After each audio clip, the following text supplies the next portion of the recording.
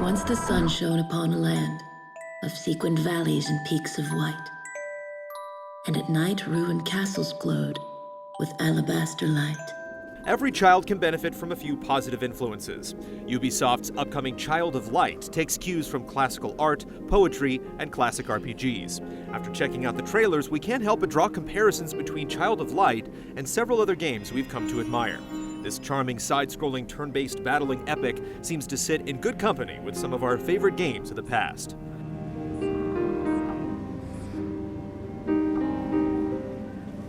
Child of Light takes place in the dark and beautiful fantasy world of Lemuria, named after the hypothetical lost continent that was once thought to exist in the South Pacific.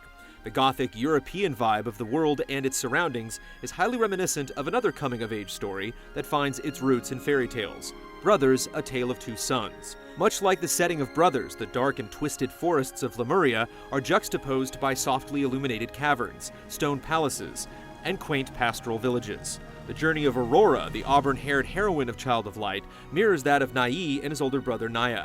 Like the brothers, Aurora encounters fantasy creatures, both friend and foe, in her quest to return home. One of the most memorable moments of Brothers comes when players first encounter the Troll. Can you guess what the first boss in Child of Light is? Yep, of course, that's not exactly proof that Brothers was an influence on Child of Light, but this is definitely a style we'd like to see more of. No fantasy adventure is complete without the help of a familiar or a helper to provide counsel and guidance on the way.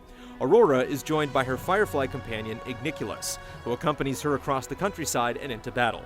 Upon first impression, Igniculus seems like just another pointless tag-along, but with some closer inspection, it's clear that when it comes to sidekicks, Igniculus is more Tails than Navi.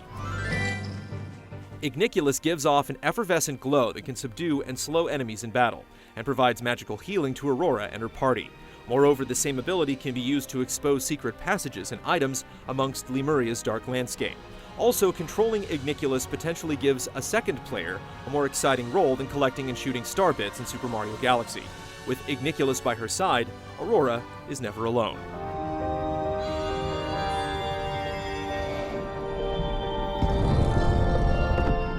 Square Enix first introduced the active time battle system in Final Fantasy IV, and even established patents in the early 90s to preserve its status as a uniquely Square entity. It's been a staple of Final Fantasy titles ever since, and has been embraced and reworked by other JRPGs. There's just something about this format that makes combat infinitely more exciting than your average turn-based system. Child of Light integrates its own version of an ATB system and places a strong importance upon character speed gradients and strategically timed casting, similar to the Grandia series. Additionally, the presence of Igniculus and his dynamic role in battle provides player 2 with the opportunity to influence and implement attack schemes, making for some pretty gratifying team play sessions. Indie darling The Stanley Parable provides us with an unreliable and callous narrator who, spoiler, only has our worst interests at heart. The unfinished Swan story is laid before us in the pages of a book, pages that soon become woven into the setting itself. Dark Souls hides its plot away in the most indiscernible of places, making navigating it a challenge unto itself. I await good tidings. The way in which game narratives are written is changing and evolving, and Child of Light has a few ideas of its own. Written in the form of an epic ballad, the game's final script came in at a staggering 200 pages. Writer Jeffrey Yohelem says that he wanted the musicality of the game's soundtrack to flow into the prose, in a way that is rhythmic but not juvenile. If you're looking for a narrative experience that is uniquely unprecedented, this is it. Are we accurate in our comparisons, or are we just stuck in a fantasy world? Find out for yourself when Child of Light brightens living rooms everywhere this April 30th. Then Umbra's dark creatures conquered the land, our lives soon snuffed out by a wave of her hand.